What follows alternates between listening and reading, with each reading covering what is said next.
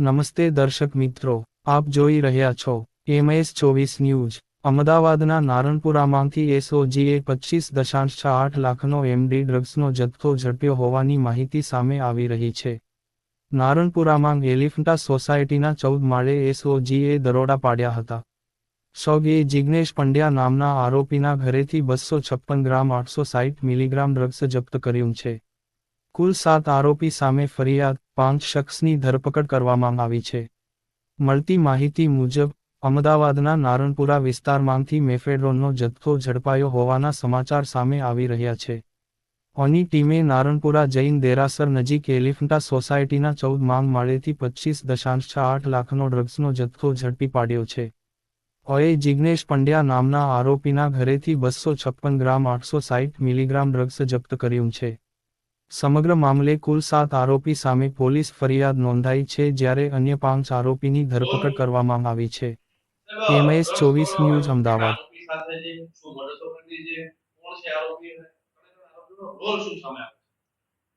ગઈ રાત્રે અમારી ટીમને જે બાતમી મળેલી એના અનુસંધાને નારાયણપુરા વિસ્તારમાં રેડ કરતા 6 આરોપીઓ ડ્રગ્સ સાથે ઝડપાયેલા છે, જેમાં મુખ્ય જે આરોપી છે એ મોહમ્મદ ખાન પઠાણ, જે જાવરાનો છે, અને એ પ્રતાપગઢથી ડ્રગ્સ લાવી અને અહીંયા મુસ્તકીમ ઉર્ફે ભૂરો તેને ડ્રગ્સ આપી અને જે આ નારાયણપુરામાં જે જિગ્નેશ પંડ્યાનું જે મકાન આવેલું છે ત્યાં બીજા અન્ય 3 પેડલરો મોહમ્મદ એઝાદ, અબરાર ખાન અને ધ્રુવ પટેલ, આ ત્રણેયને ડ્રગ્સ આપવાના હતા.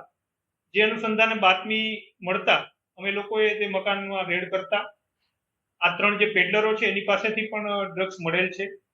એ ઉપરાંત જે મુસ્તકીમ છે જેને ડ્રગ્સ મગાવેલ હતું, અને જે મોહમ્મદ ખાન છે જે ડ્રગ્સ લઈ આવેલ હતું પ્રતાપગઢ, એ પણ પકડાઈ ગયેલ છે અને ડ્રગ્સ ગાડીમાંથી પણ બરામદ કરેલ છે અને એના પાસેના કબજામાંથી પણ કરેલ છે. અને જે જિગ્નેશ પંડ્યા છે એ પોતાનું મકાન છે એ ડ્રગ્સને પાર્ટી કરવા માટે આપતો હતો અને એ રીતે પોતે આર્થિક ફાયદો 1000 રૂપિયા જેવો મેળવતો હતો.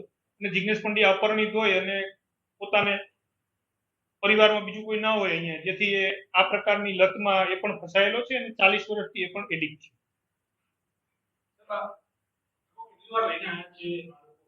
હાલ જે પ્રાથમિક પૂછપરછ છે એમાં 3 વખત અગાઉ આવી ગયા હોય એવું મળે છે.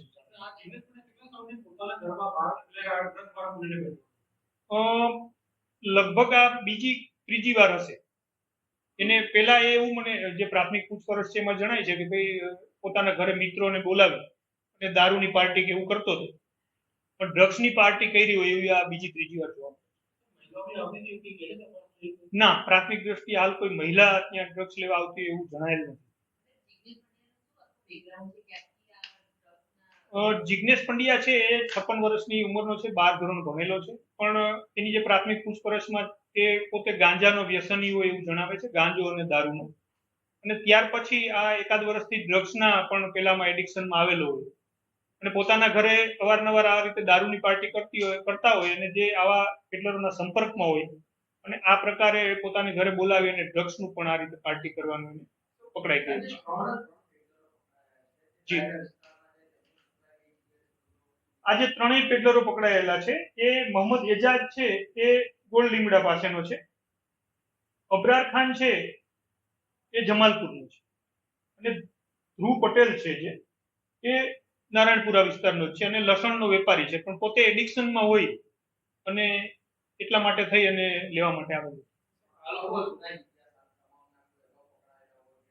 હા, આમાંથી 2 જે છે એ અગાઉ મારામારીના ગુનામાં પણ પકડાયેલા છે અને અન્ય જગ્યાએ પણ એક હથિયાર ધારાના કેસમાં પણ પકડાયેલા છે.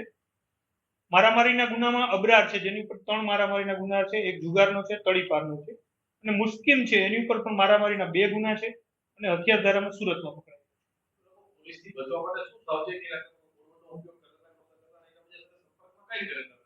મોસ્ટ ઓફ આ લોકો વોટ્સએપ કોલનો ઉપયોગ કરતા હતા કે જેથી કરીને એને ટ્રેસ આઉટ ન કરી શકાય. અને બીજું જે માહિતી છે એ એન્ડ ટાઈમે આપતા હતા કે તમે અહીંયા મળો, અને ત્યાં મળે એટલે એક જ ગાડીમાં આ લોકો બધા ભેગા થઈ અને કોઈ જે નક્કી કરેલી જગ્યા છે ત્યાં જતા હોય છે.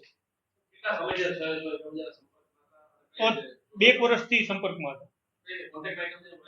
જે મોહમ્મદ ખાન છે જે મેઇન આરોપી, જે આપણો ડ્રગ્સ પ્રતાપગઢથી લઈ આવેલ, એને કોઈ મેરેજ ફંક્શનમાં મુશ્કેલ મળેલો અને મુસ્કિમ ત્યારથી એના સંપર્કમાં અને આના પહેલા પણ 2-3 વખતે અહીંયા માલ દેવા માટે આવી ગયો એવું જણાય છે.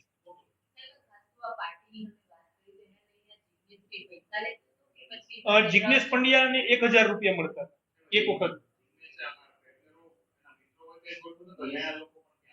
હાલ તો એના મિત્રો જે એના પરિચિત છે એ જણાય છે પ્રાથમિક દ્રષ્ટિએ.